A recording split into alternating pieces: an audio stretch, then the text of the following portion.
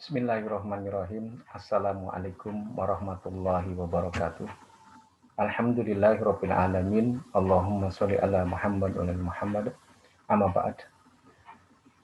Sahabat PSB yang berbahagia, kita lanjutkan dengan pembahasan tentang hati manusia.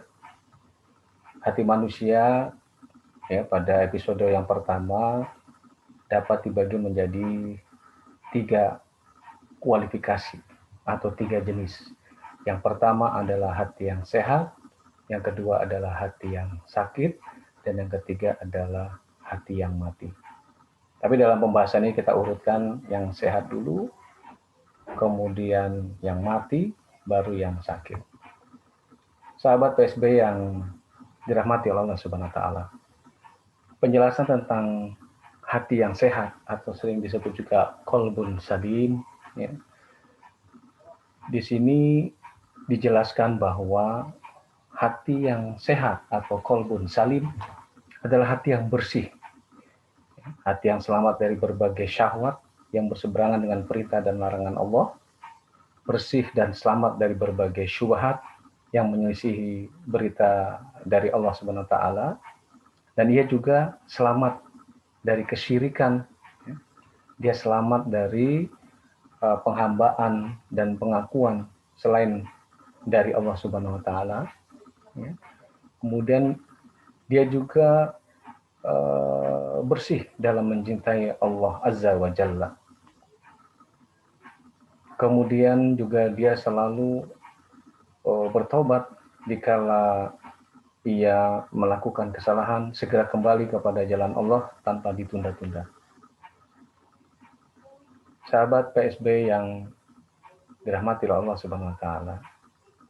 Intinya bahwa qalbun salim atau hati yang selamat adalah hati yang selalu bergantung kepada Allah Subhanahu wa taala, hati yang selalu bersemangat untuk beribadah kepada Allah Subhanahu wa taala, di mana bila melakukan kesalahan tanpa ditunda lagi segera kembali ke jalan Allah Subhanahu wa taala.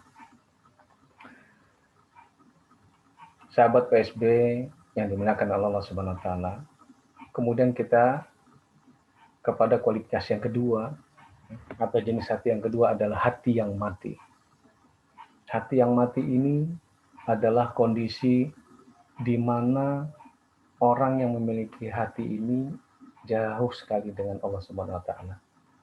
Artinya dia lebih memperturutkan keinginannya saja, lebih memperturutkan hawa nafsunya yang isinya adalah selalu melanggar dan melanggar apa yang Allah syariatkan.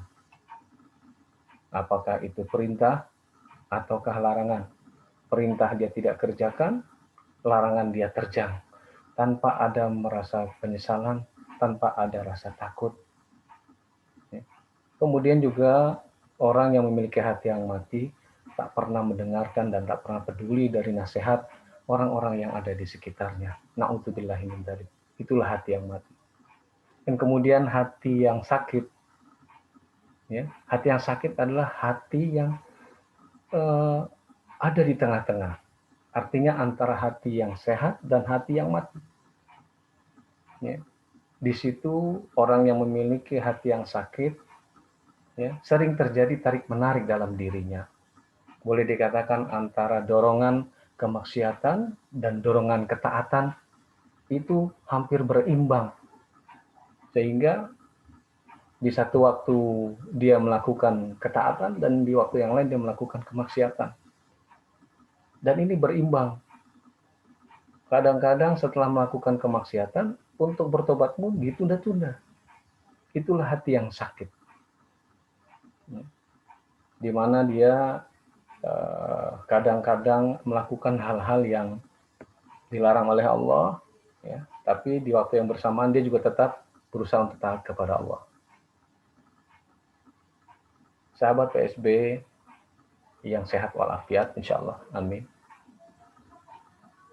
Kita akan melihat kepada diri kita masing-masing. Ada di posisi mana kita?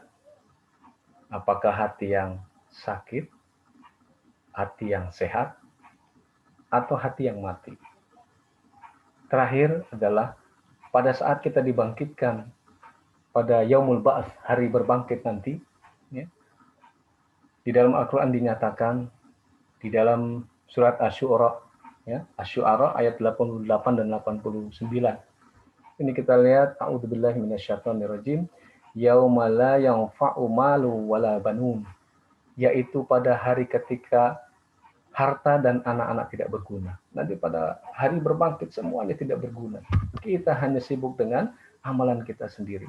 Oleh karena itu pada saat hari berbangkit tiba, apa yang disampaikan oleh Allah melalui Al-Quran, illa man atallaha biqalbin salim, kecuali orang-orang yang menghadap Allah dengan hati yang bersih.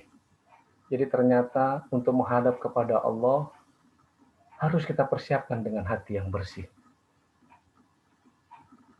Sahabat PSB yang berbahagia, dari ayat tadi disampaikan, mudah-mudahan kita, ya, sebelum menghadap kepada Allah sudah kita persiapkan sejak sekarang agar kita selalu berusaha memiliki hati yang bersih, hati yang sehat.